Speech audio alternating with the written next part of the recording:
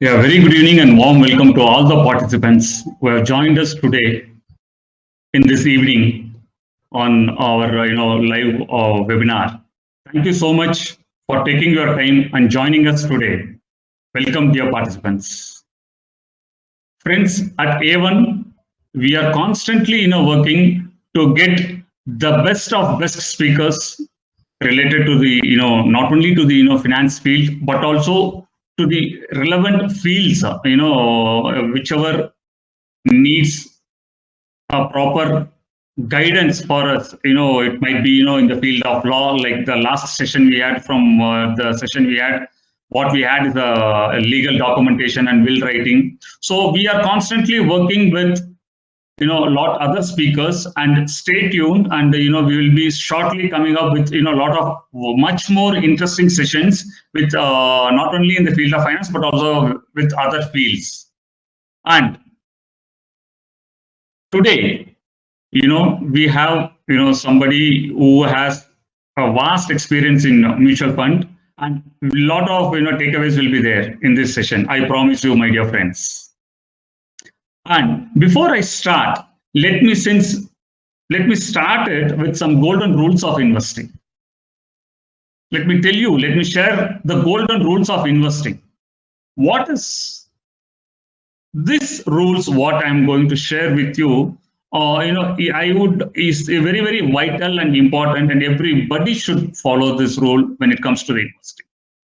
When we have no defined formula of investment, here are few things that you should keep in mind to achieve better results, I would say. In investing, success comes to those who hope for the best but keep themselves prepared to deal with the worst. Mutual fund investors should always be aware of the fact that things can go wrong at any point of time. At any point of time. For instance, in March 2020, the performance of many equity funds was very poor. However, within 6 months, many equity funds regained their growth momentum by delivering superior returns. Lesson for us here is not to panic in a difficult situation and be patient. This is one of the golden rule that we have to follow when it comes to the mutual fund investment. Your investment plan should always be based on your current financial situation, my dear friends. That's why it is important to review your portfolio very regularly. Most of the people, when they start their investments, they think that, yes, that is the end of it. But it is not the end of it. Once you start your investments, it might be in anything, in equity, mutual funds, whatever it is. Kindly review it periodically. That needs review is very, very important. Just consider this. Mr. Rohan started investing 50% of his salary in mutual funds when Rohan was a bachelor. Now he is married. Should Mr. Rohan continue with the same investment plan? Definitely not.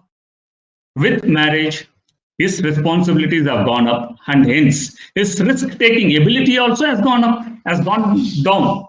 You should instantly review his investment and align them to the new reality. Now, what if there was a way to investor whenever markets touch the lows and exit when they are at peak? I repeat, what if there was a way to investor whenever markets touch the lows and exit when they are at peak? Many people have made numerous attempts, but to no avail. Timing is not a futile exercise. That is the reason why experts advise investors not to time the market. People tend to make this mistake. What I tell my clients repeatedly is, don't try to time the market. And most importantly, make an effort to understand a product or a service with potential returns, evaluate risk associated with the product, and very important, If you don't get it, avoid it. This is very important, my dear friends.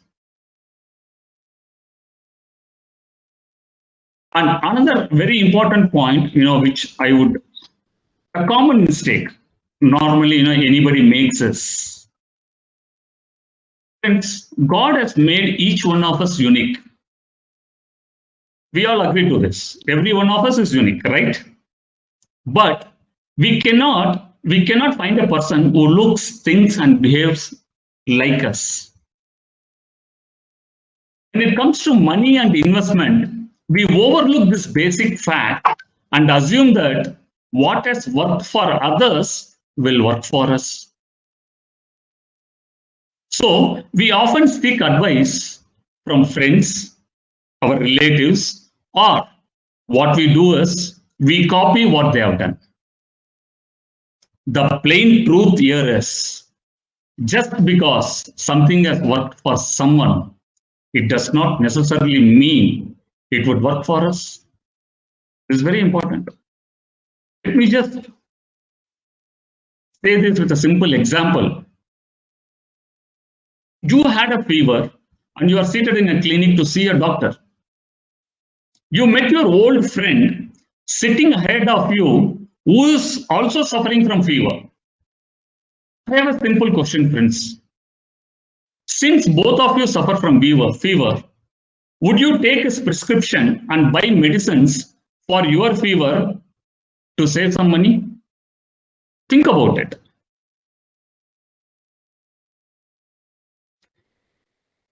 But when it comes to money and investment, we tend to go by judgment of others, our friends, our colleagues, our family members, and even though they are not experts or financial advisors. You must understand one simple thing.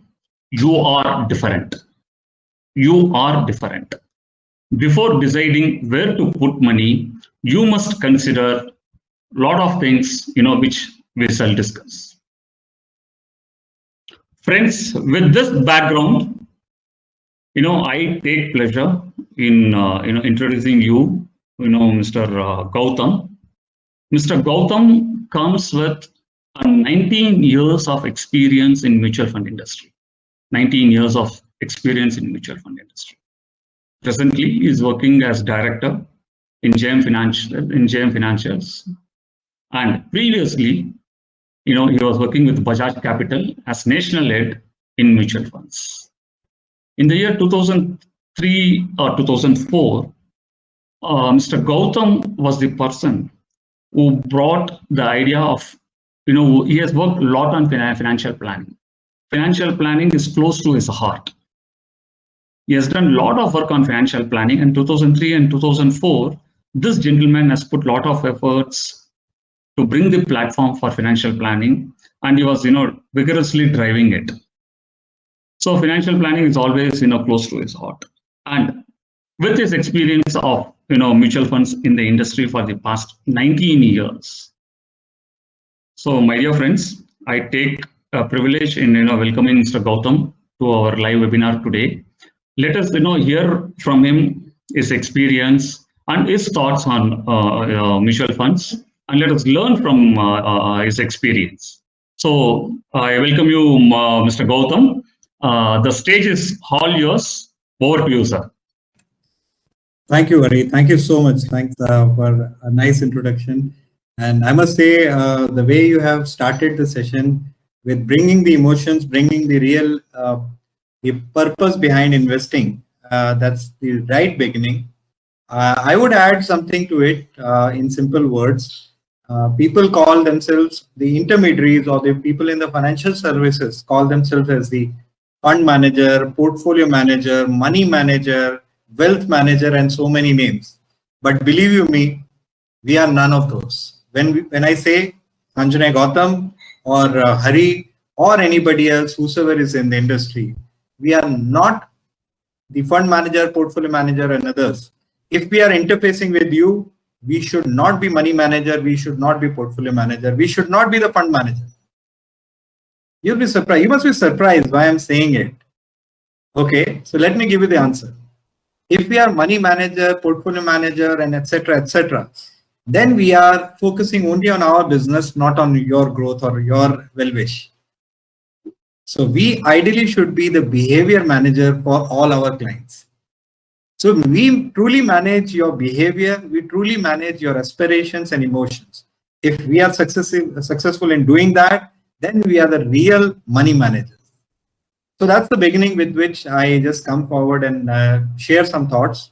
Thanks, Hari, for giving this platform. I'm sure your colleagues and friends and all the people on the call will definitely take some things out of the session that we are having here. So friends, just to start with, I will try and make it as interactive as possible. Of course, in digital world, interaction is limited, but let's spend some time together. I'm sure we will enjoy it together and learn something out of it. So just to give you a little understanding of what we are going to discuss today, giving you a backdrop. So we'll be having a look at financial life cycle. How our life moves is one thing which is in nobody's hand.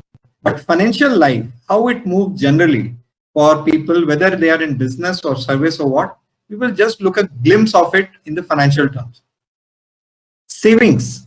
Many people think it is a compulsion. Many people think it is difficult. Many people think I don't need to do it. So it's a question which is different for everybody. But whether we need to do it or not is something which we'll try and understand. If we don't save, then what are the possible negatives or possible pitfalls? Where what are the difficulties we may face if we don't save? We'll be looking into it. And savings or investing. I will just try and demystify these two things because many people think investing in mutual fund, investing in bonds, etc. is saving. And some people think buying a stock, buying a share is saving. So everything has a different meaning. So we'll try and understand what is the difference between saving and investing. Where to save is a question which I'm sure Hari and his team can answer better. But I will just try and put some facts in front of you so that you can also take an informed decision around it. And of course, in the end, how to save is one part which you'll be definitely looking into. So Hari, I would request if you can just start the first poll, which all the friends, all the people who are there on call can answer it while I just continue with my presentation. It's a very simple question which you can just the poll is take. on. The poll is on screen. Perfect, great. So friends, you can see the first question. So in that regard, let me do a simple calculation or simple calculator with all of you. It's a simulation which I'm going to do. Allow me a second to just share that screen.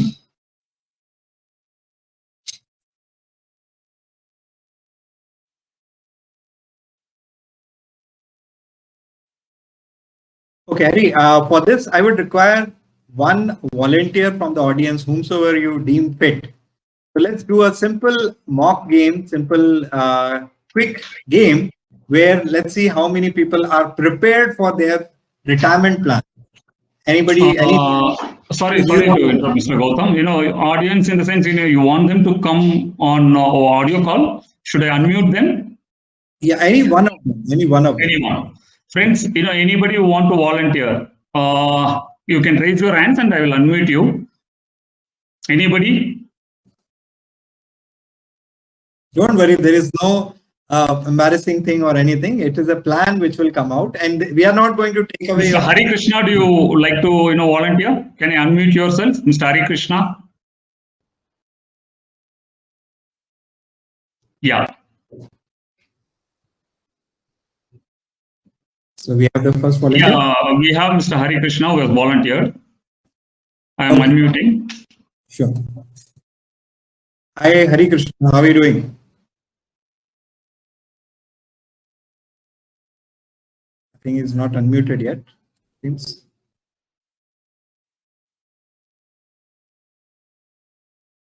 Just a minute, I am unmuting him. Sure. Mr. Hari Krishna, you can unmute yourself and you can talk.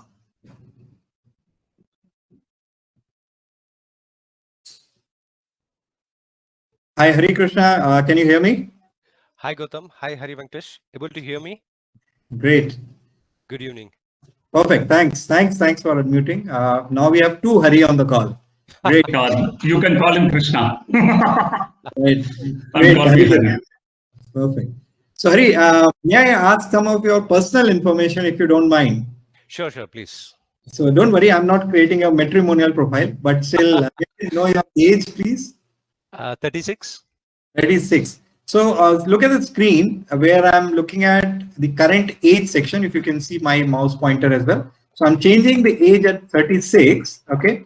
Yeah. I'm keeping your retirement age at 60, if that's okay with you. Yeah. Yeah. And generally in India, we assume the life expectancy is around till age 80. So I'm keeping it as of now. Of course, that's standard we are taking. Inflation for a longer period, we are assuming 6%. Sometimes it is more than that, sometimes it is less than that, but 6% generally. And returns, we are assuming till your retirement to be around 12%. And post-retirement, because savings go more towards the safer side of it, so 8%. Or if you want, I can further reduce it as well, as per your choice. Are these assumptions okay? I'm okay with that. And I'm assuming that you are going to increase your savings every year at the rate of 10% on an average.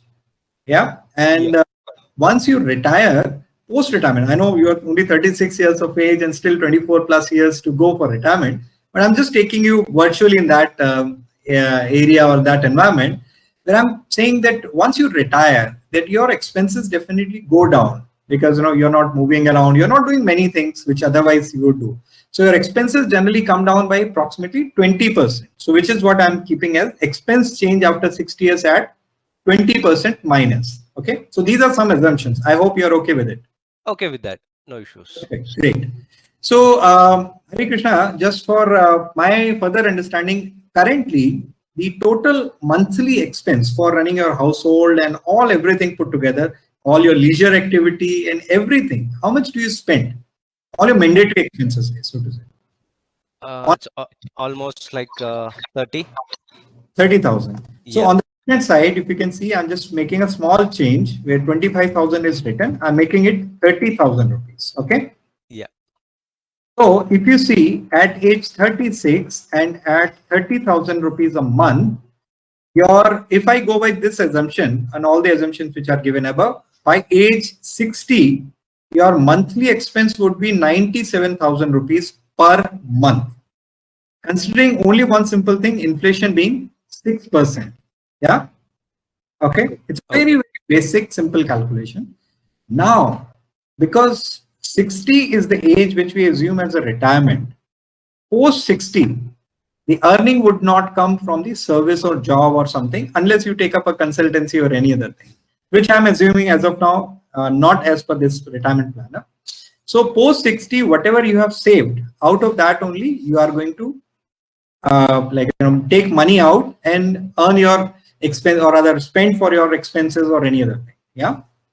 So by age 60, you need to have a total lump sum money, which you are going to eat till age 80 or later you want to give it to your grandchildren.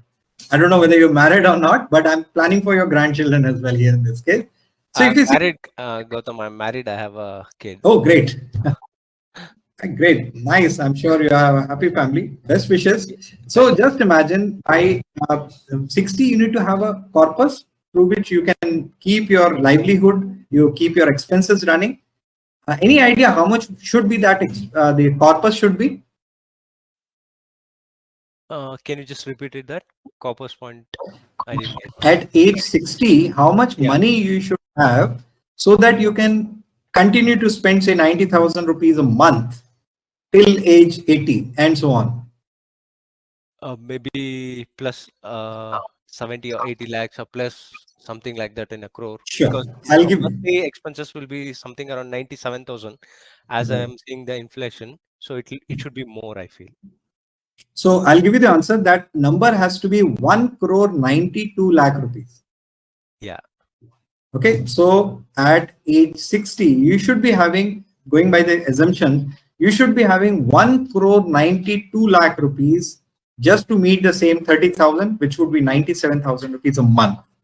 Right. So 1 crore 92 lakh rupees you have to accumulate only for one thing, which is your own retirement. Now, how do we reach this level?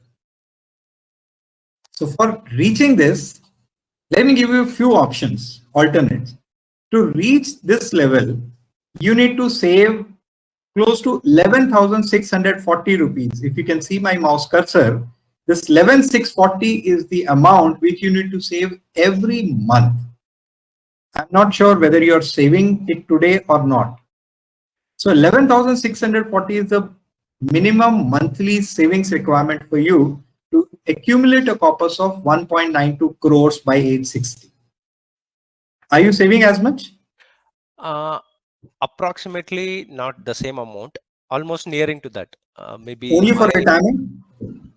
it's not for retirement. It include my son's education and further things.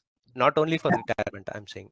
Correct. Correct. Don't worry. So which is where the, like I said, behavior manager comes into picture. So if you save 11,000 every month from here on, of course, it would become like, flat saving till age 60. For 24 years, you'll be saving 11,000 rupees only. But if we have to give you an alternate, if you start with 5,200, which is the next table I'm showing to you right now, 5,200 rupees if I'm saving every month, and are you saving every month, and then increasing it 10% every year with the rise in your income, with your rise in savings, then also you achieve the corpus of 1.92 crores. Are you getting this? 11,000 flat and 5,200 monthly for 1 year, and then next year increase it with 10%, and then 10%, and then 10%. Effectively, so the point we completely understand, nobody can save huge amount or a bigger amount from day one. So for that, you have to start small, keep on upgrading it, and then upgrade because your earning is going up, your lifestyle is going up, your saving potential is going up, and that's how you keep on increasing and still achieve your overall corpus. Are we on same page? Yeah. Great. Thanks for volunteering it. And thanks, Hari Venkatesh, for recommending Hari's name. I'm sure this gives us a very important lesson and very important point for all of us to understand. I'm just changing the screen. The thing that comes out is while starting early is important, and at the same time, doing saving is important. But what is equally important is you have to keep growing or keep increasing the savings on a regular basis. Because if you have to save a flat amount for so many years, it may become 50, 60, 70% of your total savings requirement today. And on the day one, you get hopeless. Oh, how can I save this much?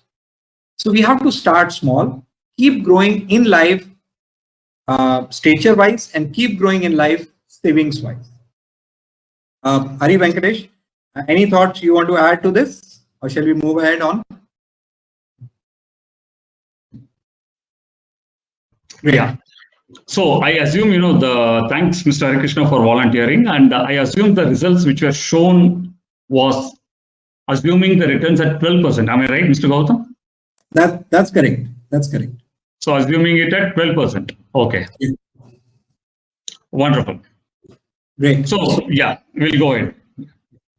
I'm sure our colleagues who are there on the call, they are now answering the question which Mr. Hari Venkatesh has put in as a poll, which is about how much do you think you should be saving per month for your retirement, right?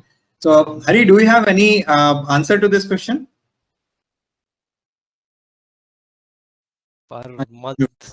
Yeah, we do have, and the results what I have for the question is, let me just go back. Sure. So you can spend time on this and later on engage with everybody. And this calculator which you just shared, Hari, I will be sending it to you. I think I am publishing the result also. So 46% have told that above 5,000 rupees per month. Right. And 33% of the audience have told between 2,501 to 5,000 rupees per month. And 20% of the audience have chosen up to 2,500 rupees per month. Fair. So I'm sure when you engage with this calculator, which I'll be sharing with Hari Venkatesh in some time, you can see that how much your estimation or your calculation was right or wrong. Okay, so Hari, I'll move forward and I'll send you this calculator so that you can have an informed discussion with your all your clients and colleagues over there. Definitely. Thank you for that, Mr. Gautam. Thank you. So moving forward, see, as I mentioned, financial life cycle. This is something which is very interesting. Normally, financial life cycle, we know only three parts. We are child, we are grown up adults, and we are retired or towards the elderly side. Similarly, on the financial life side also, it is called as accumulation because it is related to money. It is called consolidation, and it is called distribution. What these phases speak about is accumulation is as we move ahead in life, we keep accumulating money.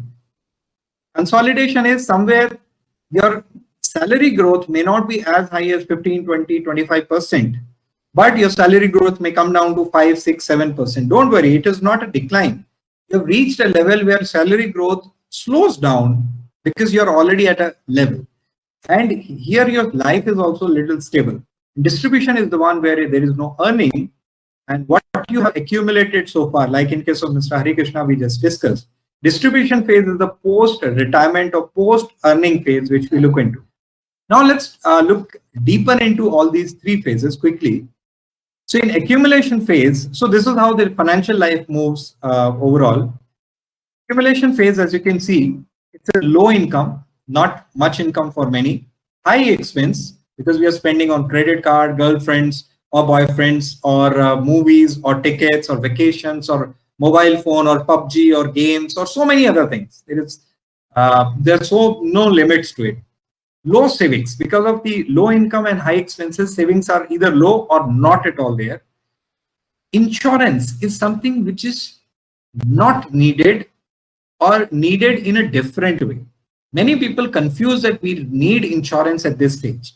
So there is a different kind of insurance requirement, which is part of a separate discussion, and Hari Venkatesh is an expert into it. But here the insurance need is low or of a different kind, while people take different insurances. In the consolidation phase, if you see, income gets moderated, expenses are also known and predictable. Savings potential definitely improves as compared to the accumulation stage. And this is the area where your insurance cover requirement is high, or rather I would say the highest. So here you have low insurance need or a different kind of insurance need. Here you have a high insurance coverage requirement. Distribution is the phase where you have low income or no income, high expenses, because people generally post retirement, they prefer to go out, meet people, spend money, vacations and things, or medical. So these are certain things which increase the expenses. Principal protection becomes most important. And as I mentioned, high medical needs is something which comes up very strongly. Moving forward, where do people spend money? Believe me, you know the answer.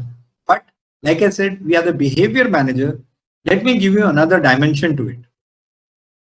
Young, unmarried, somebody who is not married or no dependencies, they spend on gadgets like mobile phone or something else, personal grooming, visiting parlor every 15 days or less than that, bikes or a car if you have enough money, hanging out. Yes, of course, this is where we move around. Maybe Brigade Road visits are more frequent here. Education, yes, maybe some kind of courses, additional courses, etc. Married without kids. So we don't have kids as of now, but we are married. This is one phase, friends, where whatever you have accumulated while you are bachelor starts getting consumed because your own marriage, you spend something. Vacation, you have to go on honeymoon or otherwise wife demand or husband's demand. You go out, you go for parties, you go for home improvement because when a lady comes to house, she thinks the curtains are no more looking good. So you need to change the curtains and bed sheets and the furniture, etc. When you have small kids, then baby products become a sudden requirement. Groceries become the sudden requirement. EMIs come in. Many a times we take bike, house or car or any such thing, or even education loan for that matter. When we are grown up, when we have grown up kids, they are going to college or in the higher schools, EMIs in today's world are one of the most important things which are there. Higher education expenses, vacation continues to be there. Indians are known to be spendthrift on the vacation. Globally, they are considered to be one of the most prominent travelers or tourists. Unfortunately, last 1.5 years, we all are not going out. So there is a saying which is called revenge vacation or revenge tourist or revenge holidays. This is a new term which is coming up, and many of the people in the industry of tourism, they feel that Indians will be the ones who will take the revenge of staying locked inside the doors for 1.5 years or more. So we will be the first one to go out and start spending on vacation, whether within India or globally. So vacation will be a revenge vacation. Household, yes, these expenses do come up, rather become bigger. Once we retire, travel, gifting, medical, intergenerational transfer, like I was talking to Mr. Hari Krishna, how much he can leave for his grandchildren or great grandchildren. So those kind of intergenerational transfer thoughts do not come in our mind today. But once we reach this stage of retired, of course, these thoughts come to our mind. So which is where the financial needs are different. So now this is where you spend money, but the financial needs, let me highlight these points once. Young, unmarried. Now let's look at the needs. Disability insurance. I mentioned insurance is not needed or less needed. Disability insurance is most needed. Whether of what kind, that's a part of another topic or another session. I'll not spend time much on it. Regular saving is something which you have to start today. As low as 100 rupees or 500 rupees, whatever you can save, it should be started here at this point of time. When you are married without kids, regular saving, of course, has to continue. Medical insurance becomes a necessity because pregnancy and other things are coming your way. And life insurance become a reality and a requirement at this stage. When you are having small kids, regular savings, anytime liquidity, whenever you want, you should be able to withdraw money. Medical insurance and life insurance becomes a required thing. Married with grown up kids, so you have regular saving, portfolio management. Now you have accumulated a corpus through S.I.Ps running or whatever method. You need somebody to guide where to move, how, what to do and all, like A1 and here. Medical insurance, life insurance, and critical illness. Now we all understand after COVID and things, health requirement is something which is topmost priority for everybody. And similarly, the critical insurance, whether you call it a rider, whether you call it a cover, whether you call it a separate insurance policy for critical, is needed. And similarly, when we are retired, regular income, not regular saving. If you see, regular saving is there throughout all other 4 parts of life. But in case of retired, once you are, so it becomes regular income, not regular savings. Liquidity and principal protection becomes the most important. So this is where people save money, and this is what these are the financial needs for everyone. Why do you need to save? This is one question which, friends, believe you me, I have done possibly thousands of trainings out, thousands of webinars, thousands of face-to-face interactions with people. Believe you me, this is one answer where people always give wrong answer. Let me tell you, most people say, I need to save for long term. And what is long term? House purchase, car purchase, higher education, marriage, or retirement. This is what everybody talks about. But let me just give you a little more details about it. House purchase, you do once or twice or maybe 3 times in life. You don't buy house every day or every year. Car purchase, maybe every 5 years. You don't purchase and sell car every day unless you are into the business of buying and selling used cars also, or you are a ultra HNI or ultra Crorepati. Higher education is for self or kids. It is again once, twice, or thrice in life, not so frequent, but it is for long term. Again, same is for marriage, and retirement is again once in lifetime. Now, this is long term, and which is what we all talk about. Now, let me demystify why we need to save. This is long term. Again, I'm repeating. Medium term. How many of you are using mobile phone which is Apple, OnePlus 6, 7 or whatever, or Samsung's S9 or any other? I'm sure many of us or aspire to have it. Believe you me, since 2003, 3, when I got my first mobile phone, since then I have been buying mobile phone on SIP.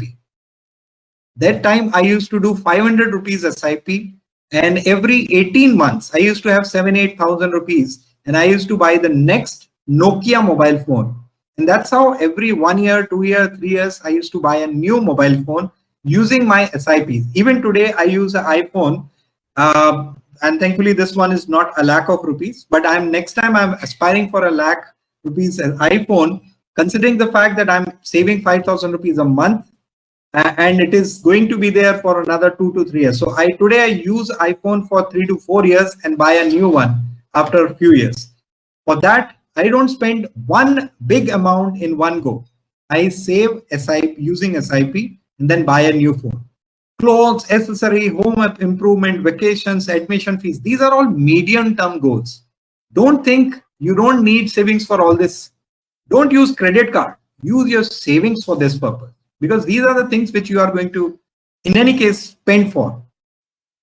We are on long term. We are on medium term. Now you would have guessed I'm moving towards short term. Short term is every month rent, every month bills, every month savings. Your SIP also is a requirement. EMIs, insurance premium, school fees.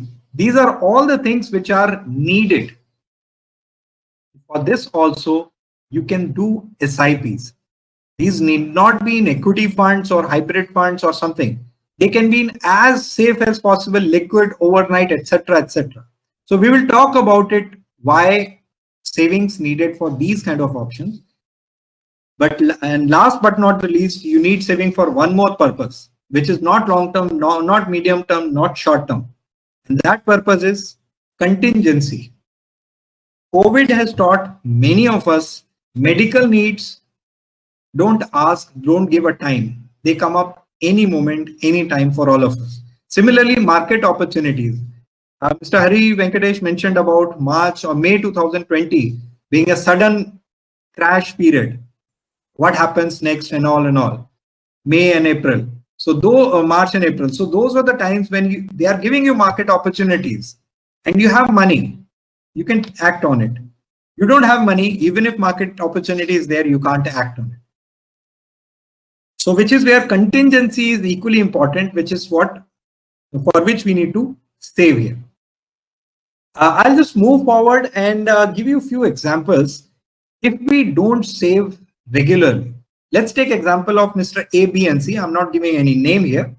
So suppose Mr. A is at age 25 today, and he wants to accumulate a corpus of 3.24 crore. You might ask why 3.24? It's just to simplify the calculation. And he wants to retire at age 60.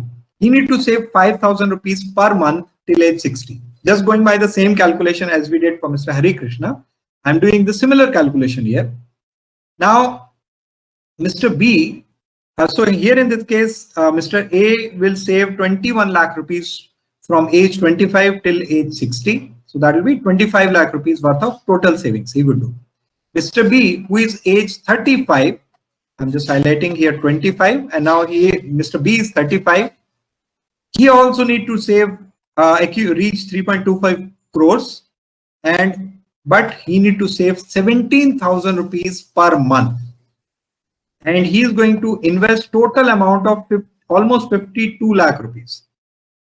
Mr. C, who is age 45, he also need to reach 3.24 crores, but he has to save 65,000 rupees per month. See the difference, 5,000, 17,000 and 65,000 rupees. And Mr. C is going to save 1.17 crores worth of total investments. Then only he will reach a corpus of 3.24 crores. So if Mr. C had started a little early, just like Mr. A, he would have saved less monthly. Total amount also would have been lesser. Cost of delay is, of course, there on their side. and you can see the name, the details which are highlighted here on the screen. So the cost of delay is if you delay your starting your savings, you effectively have to spend more or save more, and you accumulate less, and ultimately the corpus is something which may be delayed. So this is about the cost of delay. Moving to this, similar point but with different example, or rather similar example with different principle. Mr. ABC again, in all things remaining the same, only difference I'm making here is instead of return keeping flat at 12, I'm keeping a return of 8, 12, and 15, while age of all these three people is 25, 25, and 25 only. So now I'm assuming all three of them are of same age, but one gets a return of 8%, second one gets return of 12%, and third one gets a return of 15%. Now see the difference. Mr. A, who is saving in normal bank deposit possibly, he falls short of his target of 3.24 crores by 65% approximately. And from difference of return is 4%. In case of Mr. B, he achieves his target, of course. And Mr. C, he overachieves his target. So Mr. B and C, because they are investing for a longer period and they are not keeping in bank deposit, or they are not thinking of only safety, which is why they are able to achieve it. So for a longer period, do not think too much about the safety side of it. I hope we are together so far on these points. I'll move forward. Hari, if you want to add something, please mention it here. Yeah, that was wonderful, wonderful, Mr. Gautam. And friends, the very important point is what we have to understand here is to beat the inflations. We have to travel in this vehicle. There is no choice. Or otherwise, when we go for conservative products or the traditional products, yes, what happens there is the returns will be comparatively less. But how do we beat the inflation, and how do we multiply our money, and for such investments, this becomes very, very essential. Over to you, Mr. Gautam. Thanks, Hari. Thanks for adding that point. I missed that, in fact. So, in fact, it's coming in now, the inflation component. So, friends, this chart is somehow has been my favorite since 2003 and 4. Possibly you might have seen this chart time and again, but I feel this gives a real picture, and I keep updating it every time whenever I'm giving a presentation. This is very simple. In 2010, a cup of tea was costing say 9 rupees. Today it is costing say 20 rupees. In 2030, it would cost around 43 rupees. Just buying a 8% inflation here. Shirt, which was 700 rupees, is worth 1500 today, and possibly it will be 3200 by 2030. It's again at 8%. Masala dosa, was 20 rupees today in Mumbai. Near my office, we have a small outlet. Somebody he makes very nice dosa, but he charges 50 rupees. By 2030, possibly, I'm just going by an inflation of 10%, he would charge 130 bucks for that plate, or even more for that matter.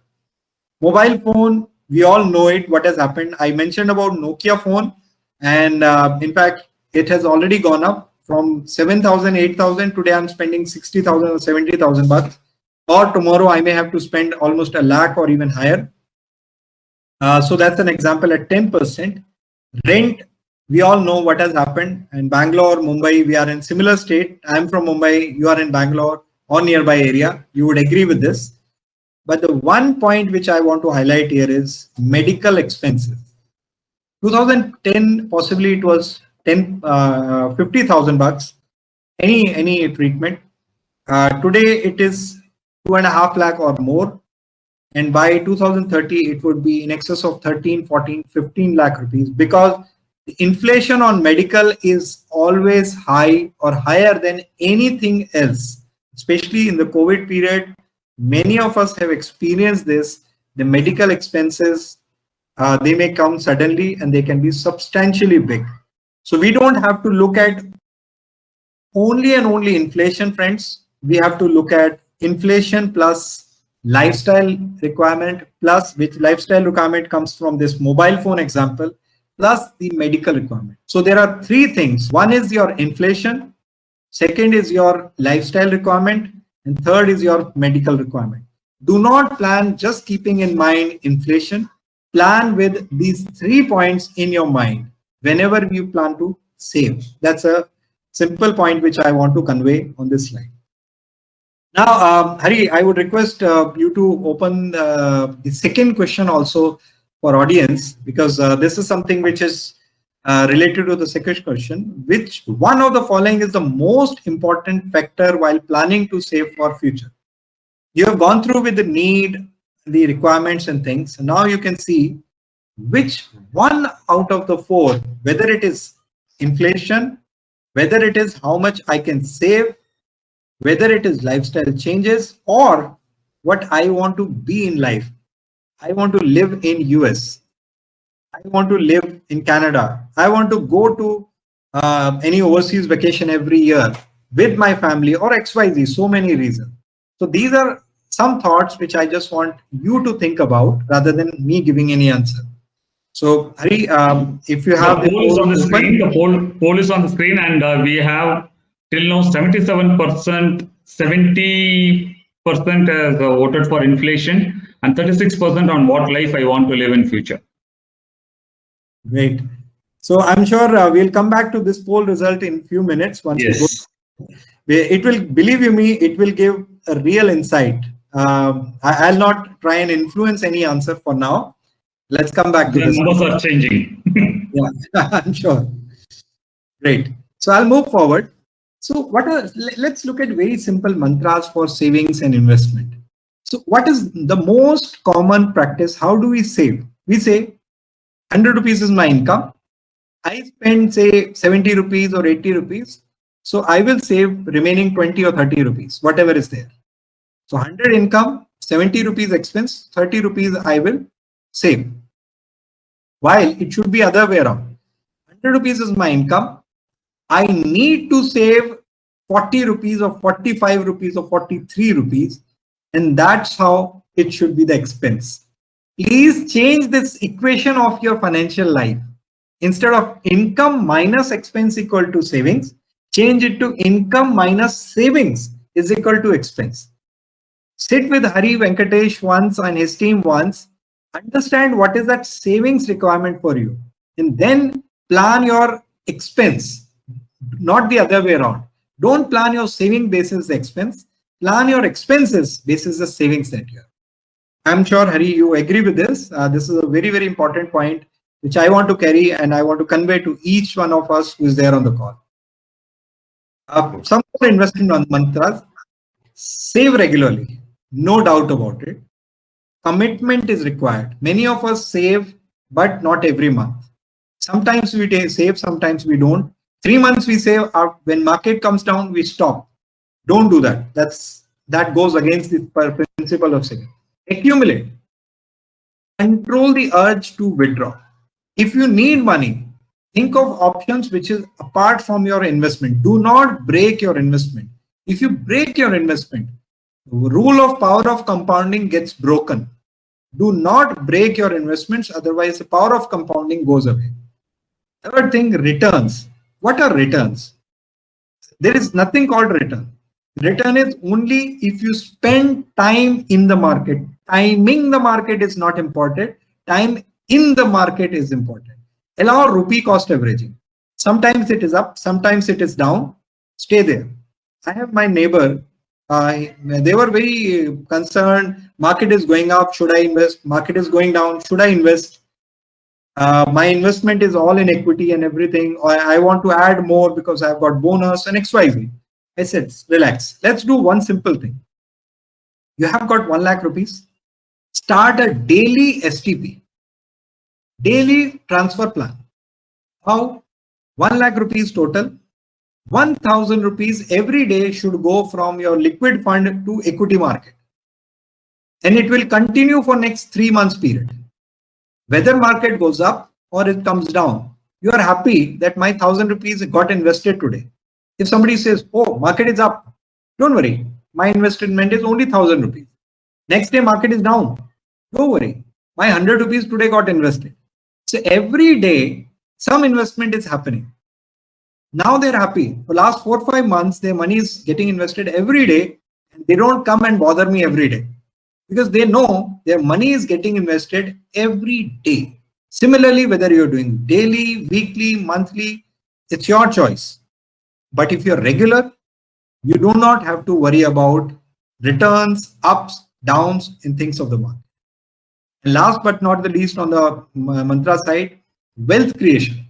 So first is save regularly, do not withdraw, give time to the market, and start a S.I.P. something which is, I'm sure all of us agree, it has been proven time and again to be the truth. Now, when you choose investment options, what is most important for you? This is one question which I won't give you an answer, but I will give you what S.I.P. gives to you. Anytime liquidity, you need money, you get it. But like I said, do not withdraw unless you really need it. Flexibility. You want to invest in large cap, mid cap, all mid, small, pharma sector, IT sector, wherever. So the flexibility is there with you through S.I.Ps. Small amount to start. How much is small in your opinion? 100 rupees? Of course, you can start with as low as 100 rupees. That's the lowest amount that you can start with in S.I.P. Of course, all of you can do much more than that, but the small amount to start is there in S.I.P. Bank returns, I don't have to prove it. You look at long-term returns, your returns have been for whether for 5 years, 10 years, 15 years, 20 years, they have been more than bank deposit returns in all the cases. Market reduction, I just explained to you different market cycles. It takes you through. Sufficient choices. There are 1800 mutual fund schemes, including equity, debt, liquid, everything put together. Only in equity category, there are more than 400 schemes. So there are many choices which are available. You're not the expert, but Hari is the expert and his team is expert to pick and choose some of the funds which can be suitable to you. So sufficient choices on that space. Low cost.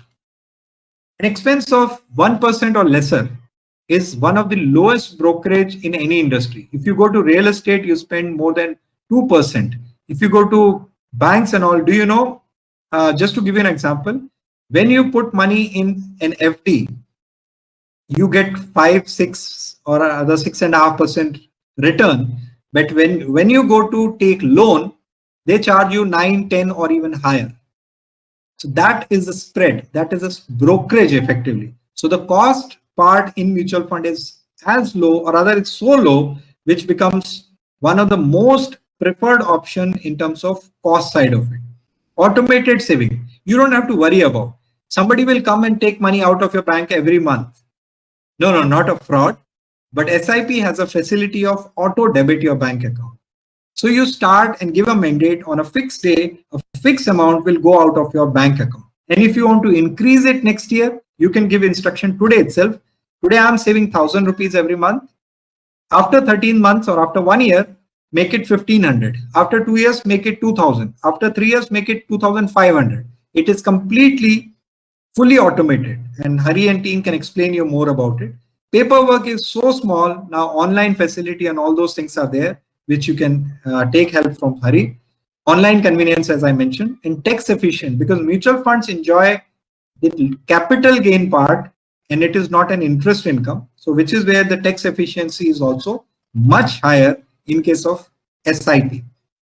So here, Hari, we can now look at the third question. In the meantime, let's look at the point which most people have answered now for the previous question. Yeah. So the as results, I can see, yeah, please. Yeah, the results, I'm just publishing the results also. The inflation is 66%, and what life I want to live is 31%. Inflation has gone to 62 now. Okay, perfect. And nobody has answered how much I save or how much is life. 6%. We have 6% on how much can I save.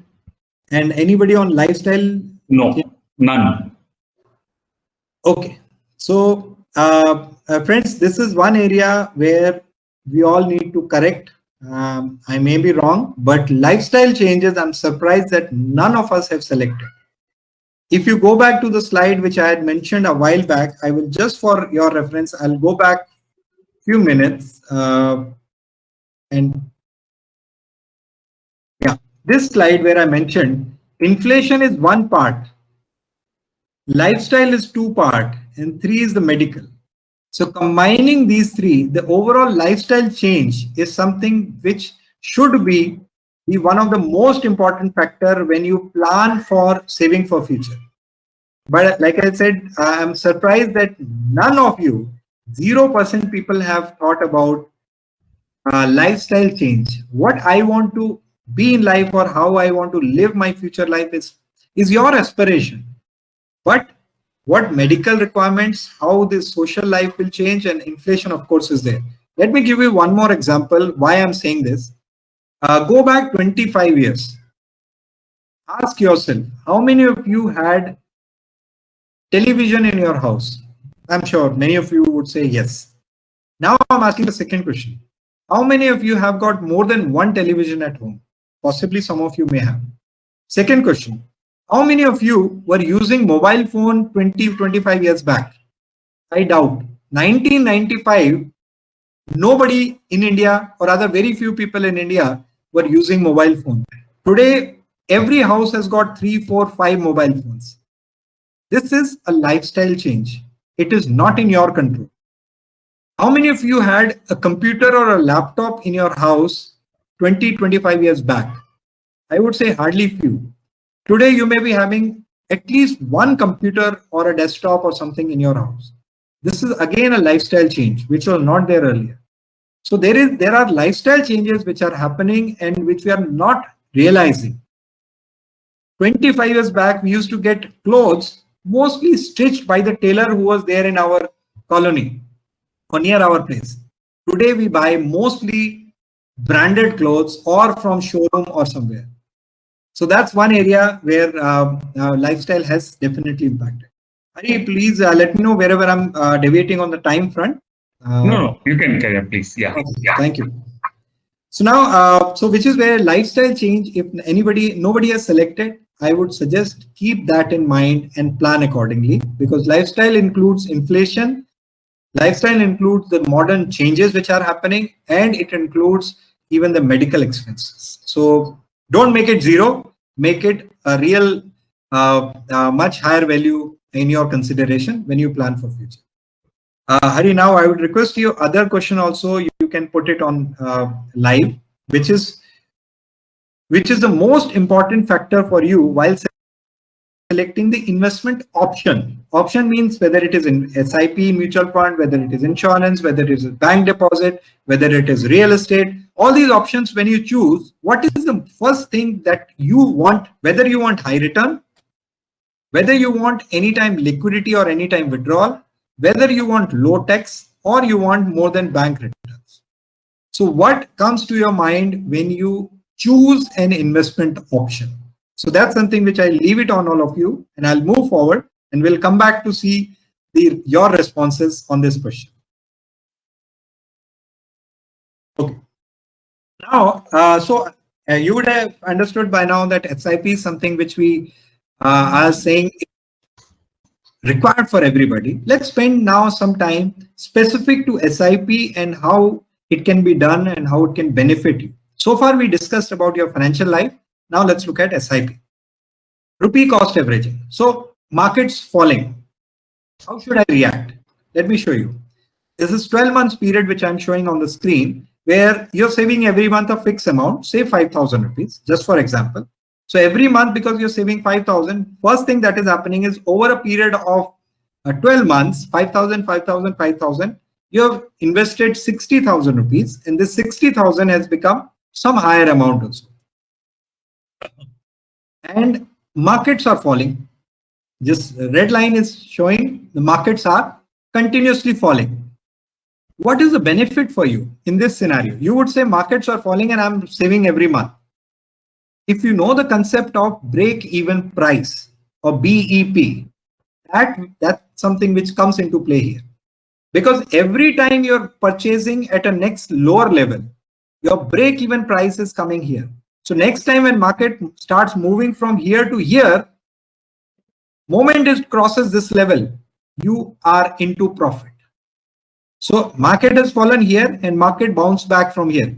Moment, because your break-even price is this green line. So moment your NAV of the scheme or the market moves from here, you get into profit. But if you had invested one-time lump sum money here, then you had to reach this level, then only you could have got into profit. So the point here is, if market is falling, good for you. It is break-even price is going down. You are getting more number of units for same amount. For 5,000 here you are getting say 100 units. Here you are getting 105 units. Here you are getting 110 units. And if the recovery is happening, then your profit will be much faster. The most important thing, this is forced habit of saving. You are being forced to save every month. That's the one of the most important thing that is happening here. And now let's look at, this was an example of falling market. Now let's look at an example of rising market. In case of rising market, same example, in here accumulating, and now markets are going up. So what is effectively having is, you're already in profits. Break-even price is below your market price. So you're already in profit, no issues. And regular savings are happening at every level. You don't have to worry about market is up or down and things. You are saving at every level.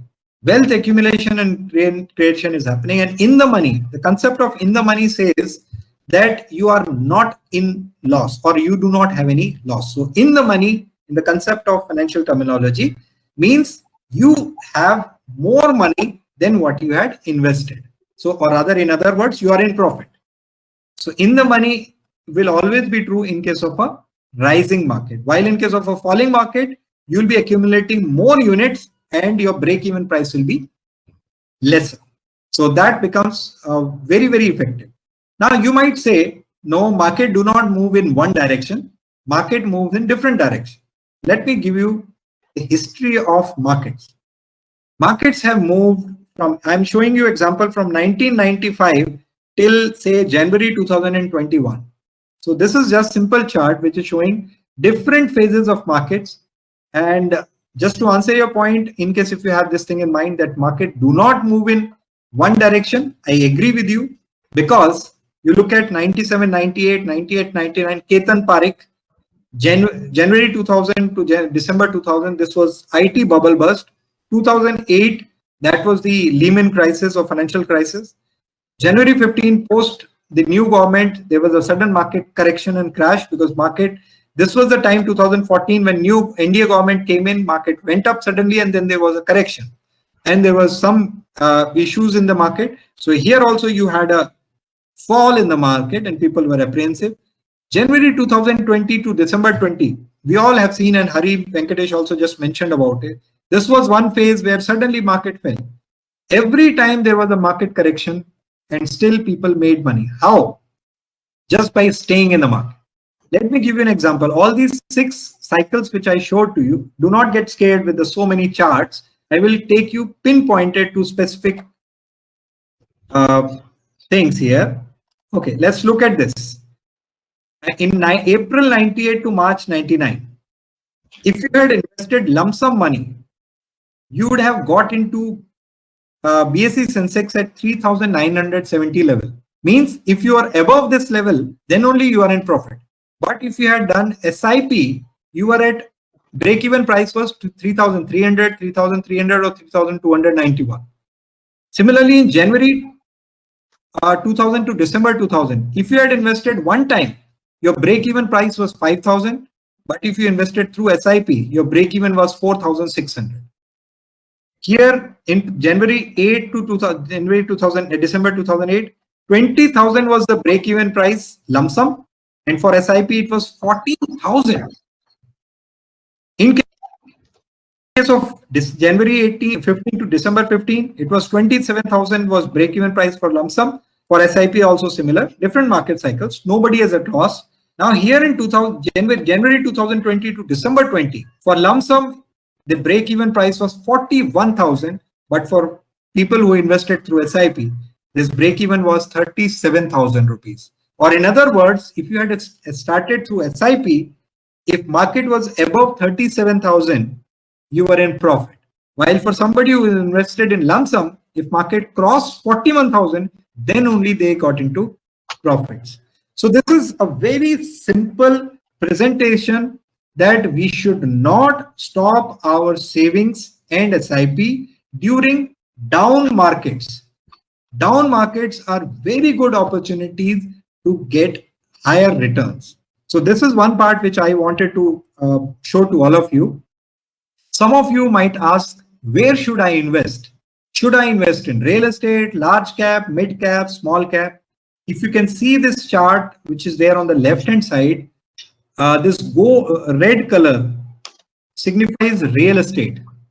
Here 2011 to 2020 I have shown. In this, if you can see, the number, this is the first block signifies the asset class which gave the highest return. This is second and third. This is fourth, and so on. So if you see 2011, the highest return was given by gold. Where is gold next year? Gold was here. 2012, highest return was by mid cap. Where is mid cap next year? Mid cap is here. 2013, international funds, 29%. Where is international next year? International is here. Why I'm trying to show this simple part, I'll not spend further time on this. But if you see anything which has given return 1 year or 2 year, it is not necessary that it will continue to give you return year on year. So what is more important is you should have more diversification, more different asset classes in the portfolio, and you go about it. So return wise, your question can be like, what are the returns in S.I.P? Let me show you last 10-year returns in S.I.P versus lump sum. So this orange shade, which you are seeing, or this orange shade signifies lump sum return. And I'll change the color because it is red. Some of you may not like the red color. And this blue shade is S.I.P or the S.I.P returns. Now, if you see over 10-year period, whether it is a mid cap or a small cap, flexi cap, large cap, ELSS, large and mid cap, balance fund versus Sensex and Nifty, where the returns are there. In all the cases, S.I.P, S.I.P, S.I.P, S.I.P has been better than your lump sum investment over the periods. So these returns are as on 5th of May, because I will update it, and of course it will come out even today. And one more thing that you see, as compared to the Sensex and Nifty, the returns of various categories are higher. The returns of various categories are higher than Sensex and Nifty. Now let's go a little further into it. You would say my scheme did not give as much return, your scheme may have given extra return. So let's look at the variance. This blue line is the highest return given by the funds in these categories. Like mid cap, 19.5% was the highest return in S.I.P. In small cap, it was 24%. In flexi, it was 16.3%, and so on. Now let's look at the average return. This orange line signifies the average return of all the schemes which are there in the market. You may be interested in knowing the minimum return. So here is the gray shade, which is minimum return. If you see whether it is mid cap, small cap, flexi cap, large cap, ELSS, or anything, the minimum return or the worst scheme of the industry is also more than the bank deposits.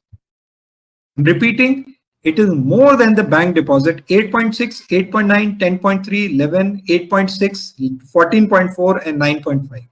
Even the worst scheme in the category is better than most bank deposits. So these are some things which I'm sure if we understand and look at and be patient about it, the behavior management can be done much better and easier. So in a nutshell, I know I have taken a little more time than what was desired and allowed to me. Summary is, it's a forced habit of saving.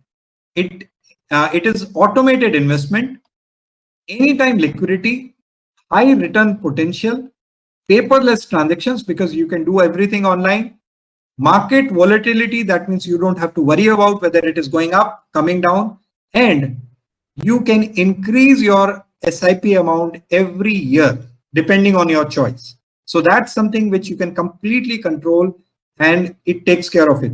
So there are some documentation requirement while Hari and team would manage this, but your identity like PAN card, driving license, etc., address and bank details, these are some documents needed. Transaction details like monthly savings amount, how much you want to save, when do you want to start, and whether you want to do it daily, monthly, weekly, whenever, whatever time is completely your choice. Auto debit from your bank account, or you want to give a check, it is your choice. We generally take 99.99% it is auto debit people take.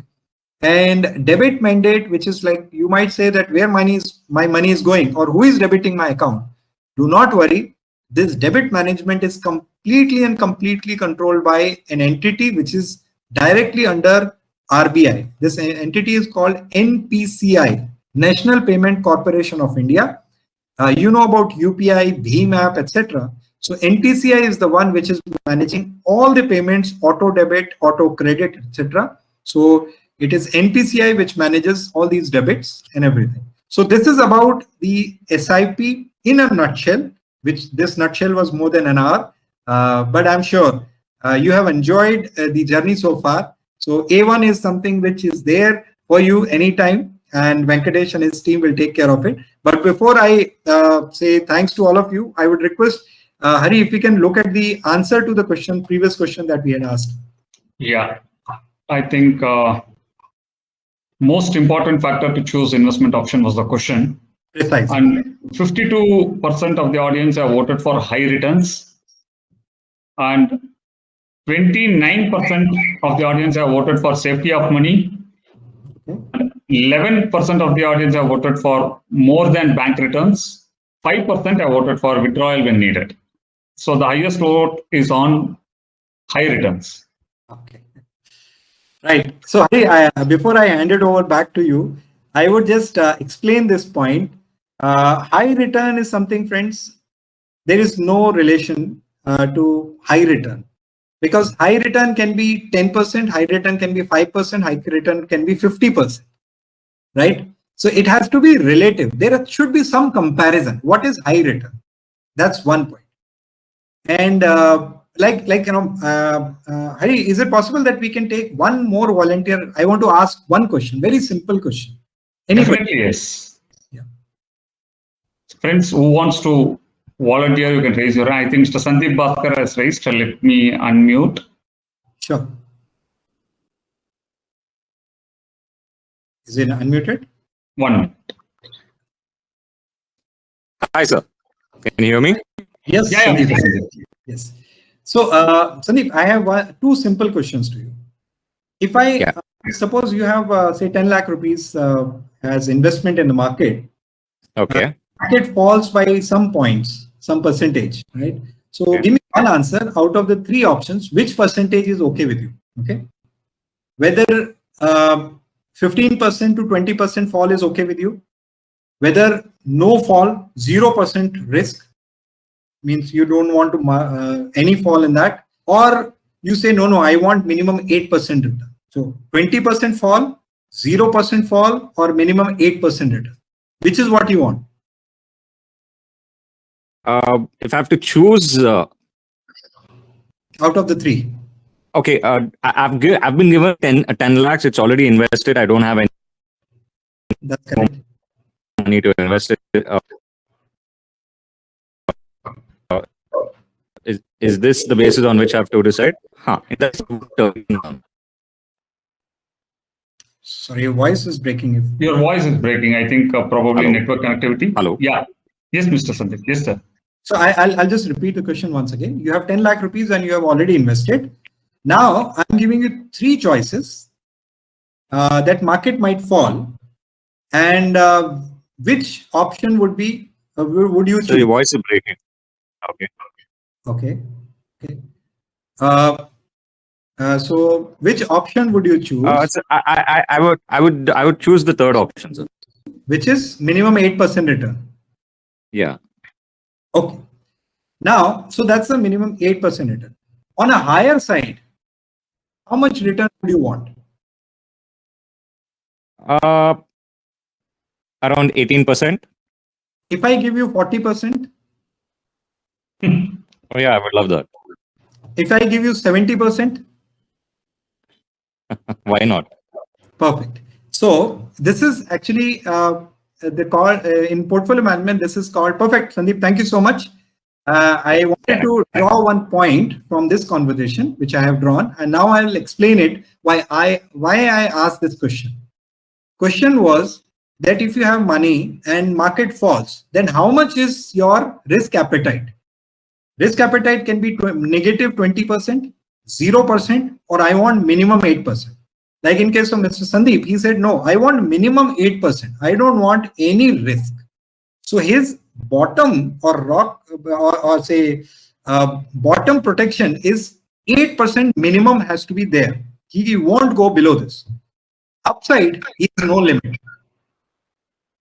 18%, 40%, 70%, or any level. This is the typical human psyche. There is nothing wrong with it. But the point that I'm trying to draw from this is when I asked this question, I intentionally kept two options here. And these questions were whether whether you want high return or you want more than bank return. High return, there is no limit. When you say bank, there is a limit of minimum 8% and above, or minimum 6% and above. You would agree and accept that when we are investing in anything other than safest option called bank, our approach should be we want more than bank return. So if you want return, next time whenever you talk to anybody, please say, if I'm giving money to you, give me more than bank return. Never say give me high return. Because if you say high return, somebody can dupe you with you never know what. So more than bank, and what is your expectation? If you say that would be more appropriate rather than high return, because high return has no limit, right? So more than a bank should be your aim. And if I go by the concept of economics, very simple, in a simplified way, equity market return over 10 years period or more would be equal to, this is the equation which I'm giving to you, equity market return over a more than 10-year period and so will be equal to the GDP growth rate plus inflation of the country. So if you see the GDP growth rate, if it is 6% and inflation is 6%, ideally the equity market return over longer period will be 12%. And if you are getting more than 12%, you should be happy. Anybody saying 18% or 20%, let's get realistic. That may not be true. That may be true for 1 year or 2 years, but it will not be true for 10 years or 15 years and so. Okay, so let's go by the real concept where equity market, I'm just repeating for your understanding, equity market return will be over 10 years plus and so, it will be equal to GDP growth rate of country plus the inflation rate in the country. So if it is 6 plus 6, 12% should be the ideal. And even if you get 6%, 12%, it is 200% of what banks are giving. Let's be realistic and let's be happy with 12% kind of return. That's what my simple suggestion and simple view is. Rest, Hari, this is where I put my presentation to rest. And over to you for any interaction or any questions that anybody may have. I know I've taken a little more than what you allowed me, but let's take a discussion. That was a wonderful, session, Mr. Gautam. Definitely, it was, good session. And before yes, the time is 7:50, friends. We will take a couple of more minutes for question and answer. So please stay with us. And Mr. Gautam, let me have the privilege of asking you one question. The first question, rather. Sure. Normally, when we say mutual funds, the first thing which strikes our mind is the disclaimer that we see on the advertisement. Mutual fund are subject to market risk. Please read all scheme related documents carefully before investing, which is impossible, right? To read all scheme related documents. Now, my question to you is, how do you define safety? Your thoughts on this, please. Great. So, Hari, as regard to your question related to the disclaimer is concerned, I would say it is very apt and it's a regulatory part. So I may not comment on it, whether it should be there or not, but it is apt because wherever we are investing or wherever we are putting our hard-earned money, we should be aware of it. That's one part. So forget about the mutual fund or investing fraternity. Even as a general rule, whether we are going to buy clothes or any other thing, there is a rule called let the buyer beware. Okay. So whether Mr. Hari or Anjaney Gautam or anybody else, we are intermediaries. But it is your hard-earned money. You should be asking us tough questions. You should be asking us questions so that you are satisfied that what you are doing is in your favor. So first, market is volatile. Market may go up and down, and we should be open to it. We should not say that I want 8% fixed return if we are investing into equity market. That's a simple point. Okay. Now coming to your second part, which is about how do we define safety? If I go mathematical way, there are different approaches. Some people say safety is my principal protected. Some people say safety is my minimum return guaranteed. Some people say consistency means it should not be going up and down. So safety is a point which is relative for different people. But when I say safety, I would divide it into three parts. If you are investing in for shorter period, or you are investing for medium term period or a longer period, your requirement for safety changes completely. See, there are three things that you have to keep in mind when you construct a portfolio. One is safety, consistency, and returns. For a person who is investing for a shorter term, return is not important. Consistency may be important, but safety is highest. So I don't have that slide here, otherwise I would have shown to you. For a shorter period, safety is highest, consistency is second, and return is not needed. Somebody who is on medium term means 3 years to 5 years or 7 years, all three of them should be equal. But when you go long term, 7 years or 10 years, safety should be the least required. Consistency may also be lesser, but returns become the highest priority. So that way, if you look at short, medium, and long, safety, consistency, and returns should be looked in different way. Second dimension to safety I will bring in. I will give you a simple rule. There is a concept in portfolio which is called grow money and play money. The grow money and play money. What do I mean by this? Grow money is something where, like Mr. Sandeep mentioned, he wants 8% return. How much part of your 10 lakh or 5 lakh or 1 lakh, whatever is your investment, you want minimum 8% return. If you say, I want 80% of my money, means out of 10 lakh, 8 lakh should be earning minimum 8%. That is your grow money. And how much part of the portfolio you are okay with it going up and down? That is your play money. Play money means on which you can see some risk, market going up, market coming down. So whenever you construct a portfolio, Hari, even for you, your practice, if you're already doing it, nothing like it. Whenever you construct a portfolio with your clients, divide the total rupees, 100 rupees into grow money and play money. Ask very straight question that how much money you want minimum return and how much money you can afford to take some risk. And then accordingly, you can plan the overall portfolio. I hope slightly long, but I have answered your question, please. Perfect. Now we'll move on to the next question. Yeah. And I think there are a lot of Haris now. This question is also from Hari, of course, not me, sure. The audience. Okay, yeah. Yes. The question is there a way to invest in S.I.P without having a bank account, especially for kids? Yeah.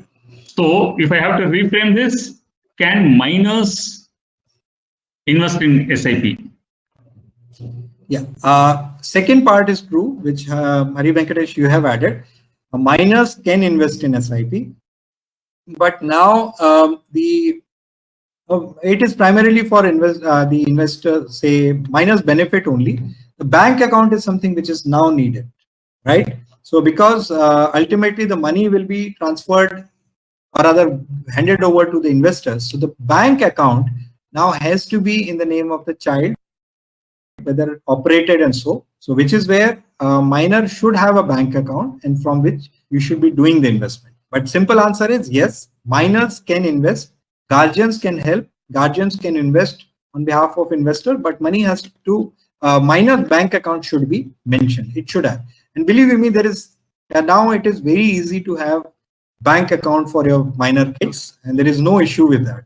You have to, and some of the banks are providing with 5,000 or 10,000 as the minimum balance to be kept. That's all you can manage.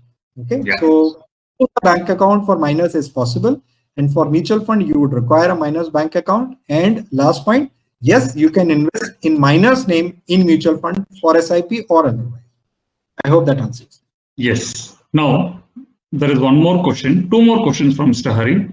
And Sure. the second question is there dividend option for SIP? Yes, there is a dividend option for SIP, but I would not recommend that. Yes.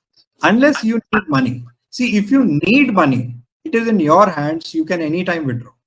You can just click few buttons or instruct your financial intermediary or advisor. They can facilitate the redemption whenever you need. And like I mentioned during my presentation, do not withdraw money unless you need it. Dividend is nothing but your own money coming back. Another angle why I'm suggesting not to use dividend option, because dividend is now taxable. I'm repeating, dividend is now taxable in the hands of investor. So dividend, say till 3 years back, was possibly a tax efficient or tax free option, and it is no more a tax free option. If you need money, simply withdraw it. Do not use dividend option. As regard to if you want any regular income coming in from your SIP or your savings, for that we have another option called SWP, which we'll discuss some other time. I think if Hari allows me, so we'll have a separate discussion how you can earn regular income from your own investments. That's again a very interesting and very elaborate topic which we can discuss some other time for sure. Definitely, Mr. Gautam. We'll have one more session, separate session on in SWP. Sure. And definitely, our clients, they definitely need some light on it. And now moving to the second question of Mr. Hari, is there, what are the tax implications during withdrawal of mutual fund and shares? What are the tax implications? So, tax implications. Like I mentioned, dividend is something which is now taxable in the hands of the investors. So dividend is one part which is part of your overall income, the gross total income. But in case of other mutual funds, if it is a debt mutual fund, then there is a different tax treatment. If it is an equity mutual fund, then it's a different treatment. I will explain it one by one. First of all, mutual funds have capital gain tax treatment, not interest income or your salary income. That's a one point which I would say. In case of debt mutual fund, if you are withdrawing within 3 years from the date of investment, each date of investment, then whatever income is coming in, that is taxable as per your tax slab. If you are in 10%, 20% or 30%, whatever tax slab, it is taxable as per your tax slab. In a debt fund, if you are withdrawing within 3 years or 36 months. If you are withdrawing after 3 years, then it is taxable, but here government gives you benefit of inflation. I'll give you a simple example. Suppose 6% is the inflation for 3 years, that makes it around 18%. And your return is, say, suppose 22%. Then 22 minus 18, which is 6 into 3, 22 minus 18, that is 4% is your return, on which there will be 20% tax. On 4%, 20% makes it 0.8%. I will just repeat this example for mathematical understanding. Suppose you got 22% return over 3 years period or after 3 years. And inflation during this 3 year was 6%. So 6%, 6%, 6% for 3 years is 18%. Your return was 22 and inflation was 18. So 22 minus 18, that is 4%. And on this 4%, the tax liability is 20%. 20% of 4 is 0.8%. That's it. So effectively, if on a debt fund for more than 3 years, your tax liability is substantially lesser. So which is where if you're keeping money in a bank FD for more than 3 years, it is better to keep in a debt mutual fund and tax liability will be lesser. So this is about debt. Now coming to equity. If in equity, it is not 3 years, it is only 1 year. If you're withdrawing within 1 year, then 15% tax. If you're withdrawing after 1 year, then it is 10% after 1 lakh. So if your total profit for the whole year is less than 1 lakh, no tax. If your total profit is more than 1 lakh, then only it is 10% tax on the profit part, and that even above 1 lakh rupees. I hope that answers the taxation part, Venkat, or anything. So for equity shares as well. Sorry, yeah. So the taxation is only on the profit part. On the profit, not on the total. Only on the profit part. Correct. Fine. Yeah. Now, let us move on to the next question. I think Mr. Narayanamurthy, K.R. Narayanamurthy has asked, what is the meaning of SWP, Systematic Withdrawal Plan, SWP? Sure. Thanks, Mr. Narayanamurthy. I'm actually thrilled to read your name and, of course, your question. Your name is absolutely identical. So SWP is a very important part. Like I mentioned, we'll have a different discussion. But just to give you an idea, S.I.P is something through which you keep going up, and SWP is something through which you keep withdrawing. So S.I.P stands for Systematic Investment Plan. SWP stands for Systematic Withdrawal Plan. Like in case of S.I.P, you give one-time instruction that every month, please pull out 1,000 rupees, 2,000 rupees from my bank account and invest in market. This is S.I.P. In SWP, you give a lump sum money, total money. Keep this 10 lakh, 5 lakh, 50 lakh, whatever amount. And every month, give me 10,000 or 5,000 rupees. You give this instruction every month. So what happens is mutual fund every month automatically withdraws that much amount on a fixed date that you have decided, and they will keep on giving you this money back in your bank account. So it is like just like salary. So you say every month on the first of every month, I want 5,000 rupees coming back to my bank account. So mutual fund automatically every month on first, they will do the redemption and give you the money back. 5,000, 5,000, 5,000 in April, May, June, July, August, September, month on month, it will keep on doing exactly the same. I hope that answers, or otherwise we can have a much detailed discussion on SWP. Like I mentioned, it is a very, very good strategy, and we'll discuss this some other. Definitely, because this SWP definitely calls for an very detailing session. So we will shortly have that session too also in our list. Yeah. And this, yes, definitely answers what SWP in a nutshell. We will move on to the next question, again posted by Mr. Hari. What is the difference between small case and mutual fund? Small case, possibly you want to understand small cap and mutual fund. Is that correct, Hari? Because there is nothing called small case. No, he is talking about small case in equity market and share. Basically small case. With the permission of Mr. Gautam, let me just answer this. What is small case? It is a basket of exchange traded securities. Okay. Just a basket of exchange traded securities, which will have certain objectives, basically, some themes or some strategies. Yeah. So see, it's a collective investment scheme. Possibly it's CIS.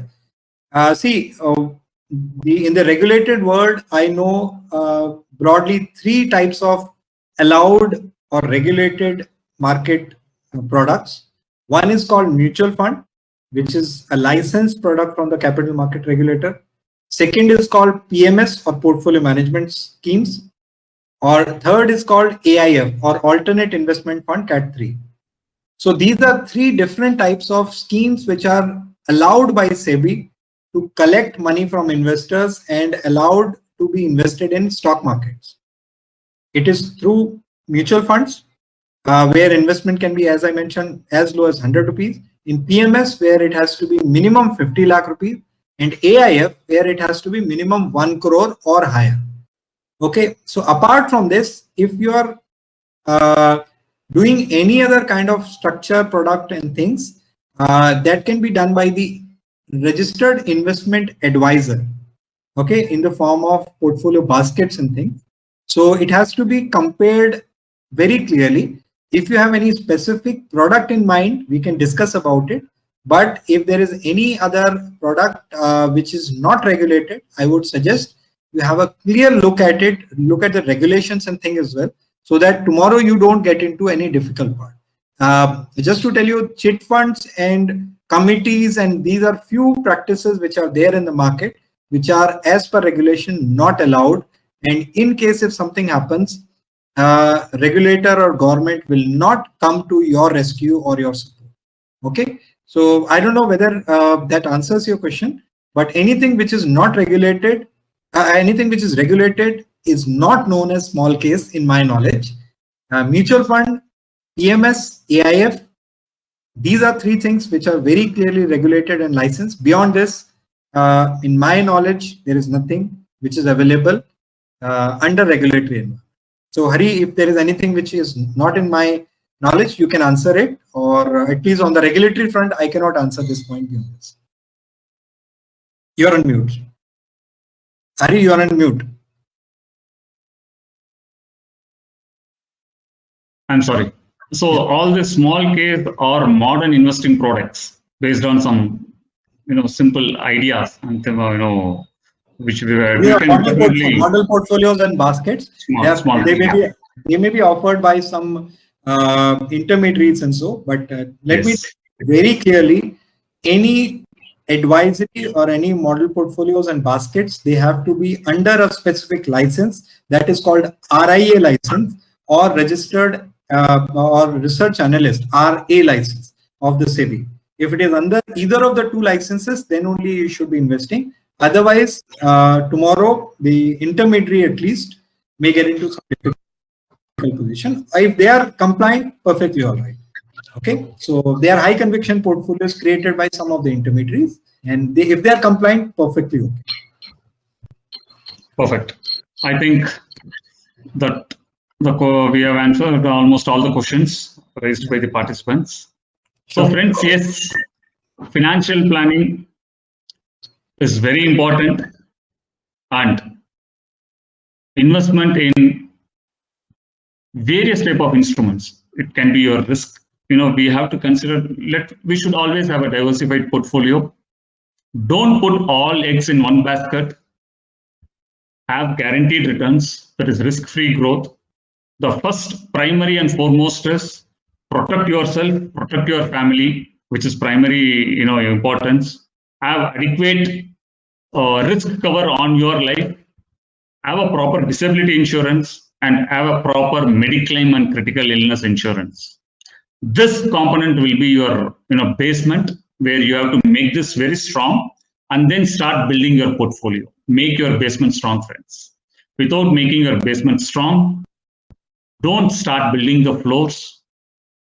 And once you start building the floors, make sure you diversify your investment, invest in risk-free growth, invest in growth with risk, and then go for high growth.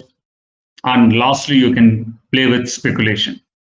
So keeping this background, we have almost come to the end of the session. We have taken more than 1 hour and 40 minutes of your time.